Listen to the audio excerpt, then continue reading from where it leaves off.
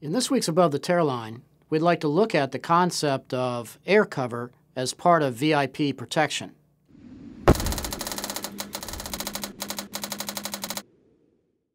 On February the 16th, while U.S. Air Force One, the U.S. presidential jet, sat on the tarmac at Los Angeles International Airport, the North American Aerospace Defense Command scrambled fighter jets to intercept a small aircraft, a Cessna 182, that had invaded the airspace that the presidential plane would be using.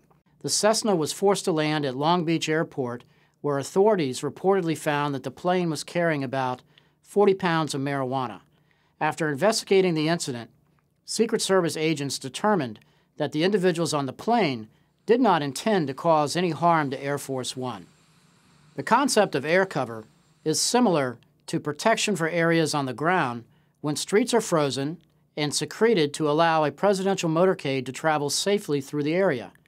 Operationally speaking, anything that could fly in close proximity to the president's aircraft while in the air or on the ground is carefully monitored and tracked by the Department of Defense and the U.S. Secret Service.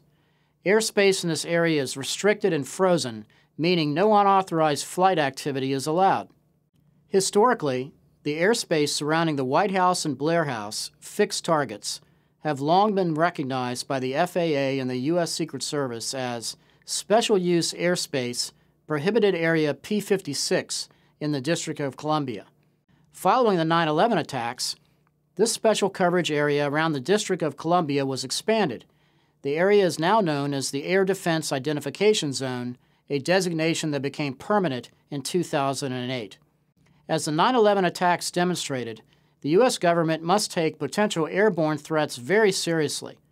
The history of attempted attacks against the White House has given the U.S. Secret Service a good understanding of these threats. In 1974, Robert Preston, a private in the Army, stole an Army helicopter from Fort Meade, Maryland, and buzzed the White House complex, where he was shot down. Also in 1974, Samuel Bick, a failed businessman with a history of mental illness, tried to hijack a commercial airliner with the intention of crashing it into the White House in an attempt to kill President Richard Nixon. In 1994, Frank Eugene Corder, a 38-year-old truck driver from Maryland, flew a stolen two-seat propeller-driven Cessna 150 into the south lawn of the White House, leaving himself dead, but causing no other injuries. What's the above the Tearline aspect of this video? The goal of protective air cover is to create a secure air channel, pocket, or chute that provides protection for a specific location, either in the air or on the ground.